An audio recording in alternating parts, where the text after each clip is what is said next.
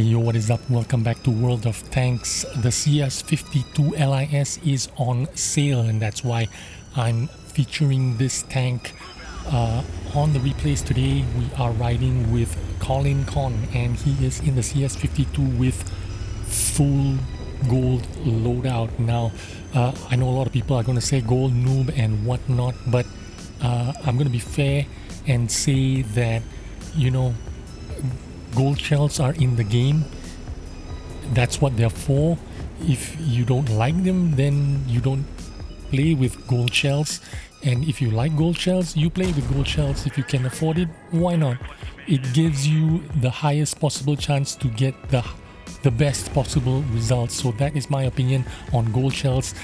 If you want to, you play with it. If you don't want to, you don't.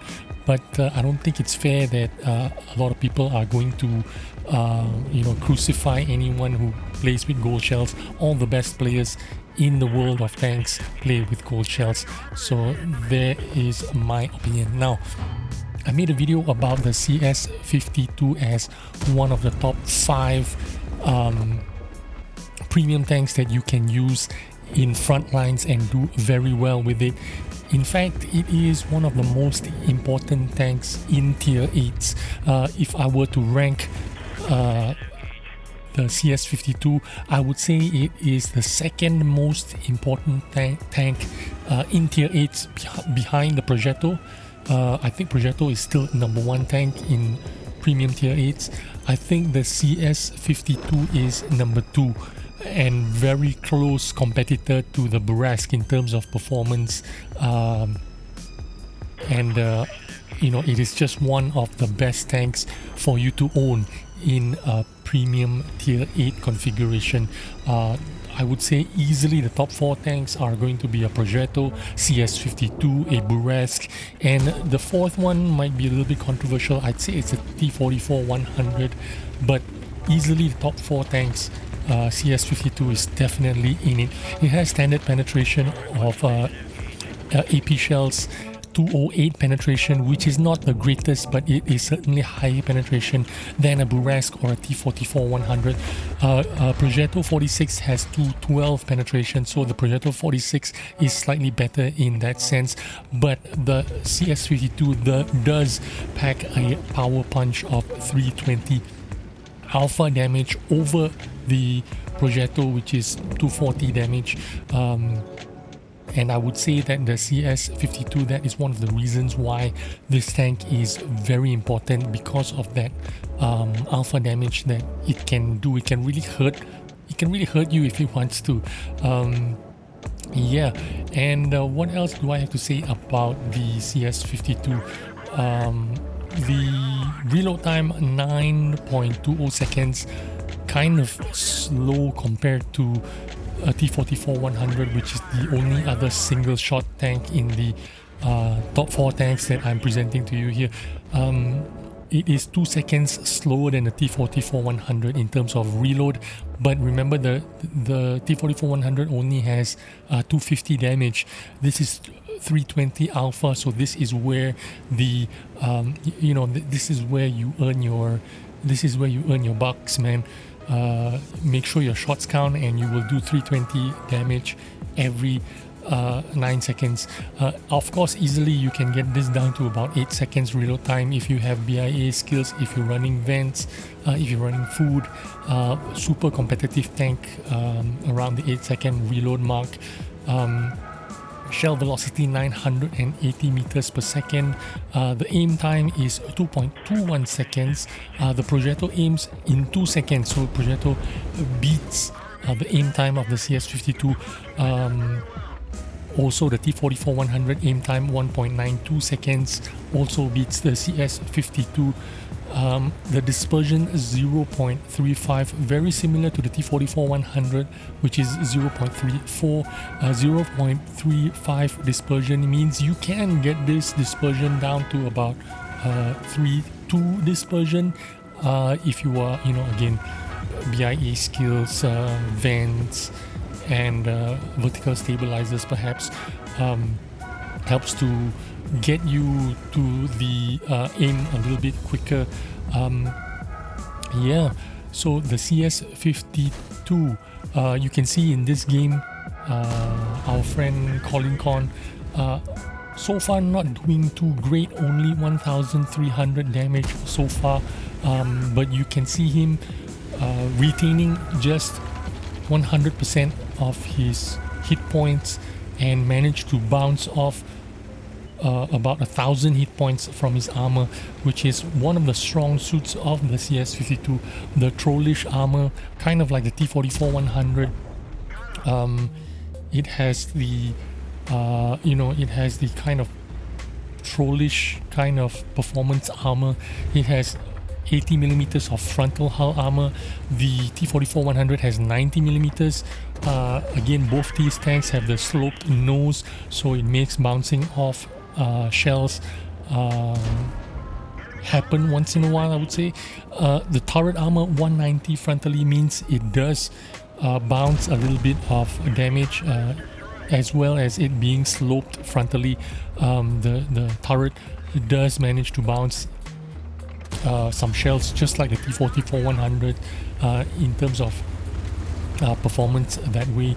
Also, I'd like to note that the stationary camo on the CS-52 LIS stock is 15.73. Now the T-44-100 has 16.70 stationary camo, slightly better than the CS-52, but you get the idea here that yeah, it performs in terms of camo, performs kind of like the T-44-100. Now you see him fighting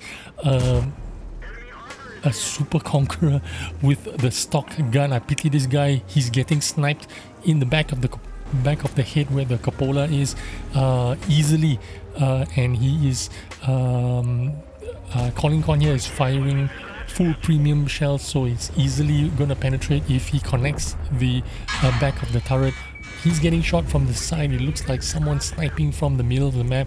Now he's got to go sort it out before he can go confront the Super Conqueror and the FV4005. Now, like I was saying, this tank, a very formidable fighter. In this game, you are fighting up against tier 10 tanks, and the CS-52 is the low tier tank in this game. He is up against tier 10 tanks. His teammates, the rest of them are all in tier 10s. This is when you wish your teammates would come and help you because they are in tier 10s. But if you are paying attention into the user interface, you can see a VZ55 there in the home base. He is actually AFK, so you actually only have the Kranwagen and the Jagdpanzer E100 that is still active in the game, and right now he's got to take on the 103 and the Type 4. He took a big hit from the Type 4, but he made the right choice there by killing off the 103 first. At least take out one gun from the game and then try to deal with this Type 4. He's bounced one shot from the Type 4. I don't know why the Type 4 cannot connect his shot, and if you pay attention, he's going to bounce one more shot on the CS-52. Very unlucky for the Type 4 here. He's completely fucked it up, and he's lost it for his team. And now Colin Con in the CS-52 has managed to turn this around for his team. Now, even though it is 12 tanks versus 11 tanks right now, remember we have that VZ55 that is AFK in the base, and this is the Super Conqueror that is managed to finally decide to come down. He's tried to hull down, but he has been sniped out and by the Jagdpanzer E100, and that was game over for him. And so far the CS-52 picked up 5.6k damage, and he is only got to deal with the STRV and the FV4005 that is remaining in the game. The CS-52, yep, it's on sale right now on the EU portal. If this is one of the tanks that you've been thinking about getting, or you've been considering getting a aggressive, powerful, strong medium tank for tier 8 premium credit grinding, or if you want to pick it up to go bring it out to front lines and try to earn some credits there, this would be a great time for you to pick up the CS-52. Of course, the CS-52 comes with its own unique 2D style, which is called something Winter Fox or something like that. Basically, it's there's a logo of a fox on the side of its turret. I personally don't fancy that style, that 2D style. In fact, I have on my CS-52, which I almost never play outside of front lines, I have the space skin camo, which is the spaceship camo, the black and white camo. That's the camo that that's the 3D or 2D style that I have on my CS-52. But yeah, I cannot advocate more for this tank. This is again the top 4 tanks, top 4 medium tanks, or top 4 any tank in tier 8 configuration. If you're gonna pick up any top 4, any of these 4 tanks, CS-52, Progetto, Burrasque, T-44-100, I would say the Progetto is number 1, and I would say pick up the Burrasque or the CS-52 as your second tank, or pick up both if you have the opportunity.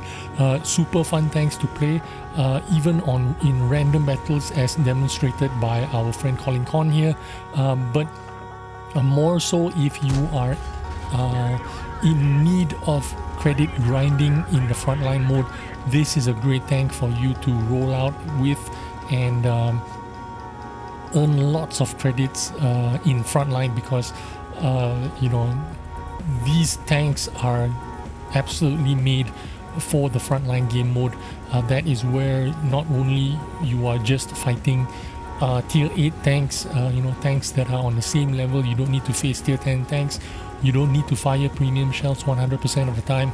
You can just fire standard shells and be ultra competitive, do very well, earn all the general medals that you can earn, and make a bunch of credits at the same time. This is the last tank in the game, the FV4005, and he will fire HE into him if he can. Reloads, and the last shell will finish him off. I think HE shell right to the head, kaboom, game over.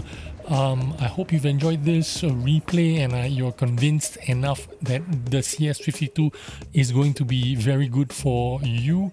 If you look at the results, you're obviously an ace tanker, Top Gun, as well as an Oskins medal, which is destroy three tanks that are 3 medium tanks that are higher than you in levels or whatever.